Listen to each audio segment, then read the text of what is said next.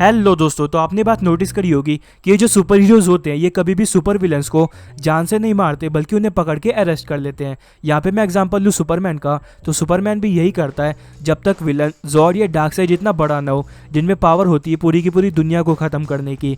और इसका एग्जाम्पल हम बैटमैन की तरफ से भी ले सकते हैं, जो कि कभी भी अपने विलन्स को जान से नहीं मारता बल्कि उन्हें पकड़ के अरेस्ट कर लेता है। और बैटमैन उन गिने चुने सुपर हीरोज में से आता है जो कि अपनी पूरी तैयारी के साथ आए तो सुपरमैन जैसे विलन्स को भी जान से मार सकते हैं। और बैटमैन ने कभी भी जोकर को जान से नहीं मारा। यहाँ तक कि दी डार्क नाइट मूवी में एक सीन था जहाँ पे बैटमैन तेजी से गाड़ी चलाते हुए आ रहा था और सामने जोकर खड़ा था, और जोकर को ये बात पता थी कि बैटमैन उसे जान से नहीं मारेगा और बैटमैन जोकर को जान से नहीं मारता। बैटमैन के पास बहुत सारे मौके थे जोकर को जान से मारने के, लेकिन उसने कभी ऐसा किया ही नहीं। तो आज हम सुपर हीरो की इसी सोच के बारे में डिस्कस करने वाले हैं कि ये लोग सुपर विलन्स को क्यों जान से नहीं मारते। तो वीडियो स्टार्ट होने से पहले मैं आपको बता दूं कि इस वीडियो में हम वुल्वरीन और डेडपुल जैसे कैरेक्टर्स की तो बात ही नहीं करेंगे, क्योंकि ये उन सुपर हीरोज में से आते हैं कि अगर कोई इनसे पंगे भी ले ये उसी को जान से मार देंगे। तो अब हम बात करते हैं जस्टिस लीग के बारे में। अगर आपने जस्टिस लीग की एनिमेटेड सीरीज देखी होगी तो उसमें भी यही दिखाया गया है कि जस्टिस लीग कभी भी अपने विलन को जान से नहीं मारते बल्कि उनको अरेस्ट कर लेते हैं जब तक विलन डार्कसाइड, स्टेपनवुल्फ या डूम्सडे जितना बड़ा ना हो। यहाँ तक कि हमने 2017 वाली जस्टिस लीग में देखा था कि जब सुपरमैन की एंट्री होती है तो सुपरमैन बुरी तरीके से मारता स्टेपनवुल्फ को, और ऐसा लगता है कि सुपरमैन स्टेपनवुल्फ को जान से मार देगा, लेकिन ऐसा होता नहीं है। यहाँ तक कि मूवी के एंड में पूरी की पूरी जस्टिस लीग स्टेपनवुल्फ को वापस से जाने देती है। वैसे अगर हम इसको एवेंजर्स की मूवी से कंपेयर करें तो हमने एवेंजर्स 1 के एंड में देखा था कि लोकी को पकड़ के थॉर को दे दिया जाता है ताकि उसे जेल में डाल दे।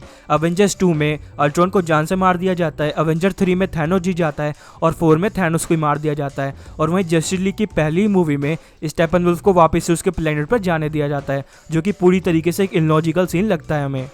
तो अब हम यहाँ बात करेंगे दो मार्वल के ही सुपर हीरोज़ की, एक है पनिशर और दूसरा डेयरडेविल। दोनों एक दूसरे से उल्टी सोच रखते हैं। पनिशर का मानना है कि विलन को जान से मार देना चाहिए और वहीं पे डेयरडेविल का मानना है कि उसे एक चांस देना चाहिए, उसे अरेस्ट करके जेल में डाल देना चाहिए।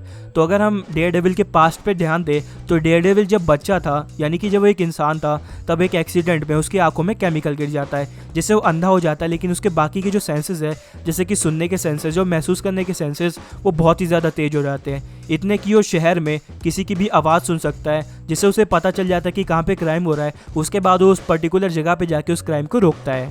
और वहीं अगर मैं बात करूँ पनिशर की, तो पनिशर कभी आर्मी में हुआ करता था।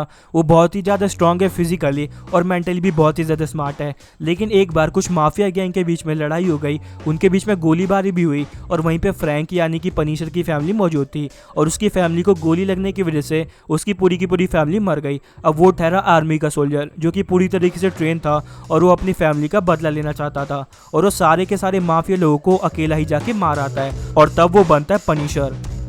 तो हमने डेयरडेविल के सीजन 2 में देखा था जहाँ पे पनिशर और डेयरडेविल की मुलाकात होती है, तो डेयरडेविल पनिशर को समझाता है कि तुम्हें किसी को भी जान से नहीं मारना चाहिए बल्कि उसे एक मौका देना चाहिए, उसे अरेस्ट करके जेल में डाल देना चाहिए। यहाँ पे पनिशर बोलता है कि नहीं, मैं तो सीधा जान से मारूंगा। यहाँ पे अगर हम डेयरडेविल की हिस्ट्री पर नज़र डालें तो डेयरडेविल के सीजन 1 में हमने देखा था कि उसका मेन विलन है किंगपिन, और डेयरडेविल के पास एक मौका भी होता है किंगपिन को जान से मारने का, लेकिन वो किंगपिन को जान से ना मारकर जेल में डाल देता है और बाद में किंगपिन जेल से बाहर निकल के और भी कई सारे लोगों की मौत का कारण बनता है। तो यहाँ हमने ये चीज़ नोटिस करी कि जब डेयरडेविल के पास मौका था किंगपिन को मारने का, अगर उसी टाइम डेयरडेविल ने किंगपिन को मार दिया होता तो आगे चल के किंगपिन इतने सारे लोगों की मौत का कारण नहीं बनता।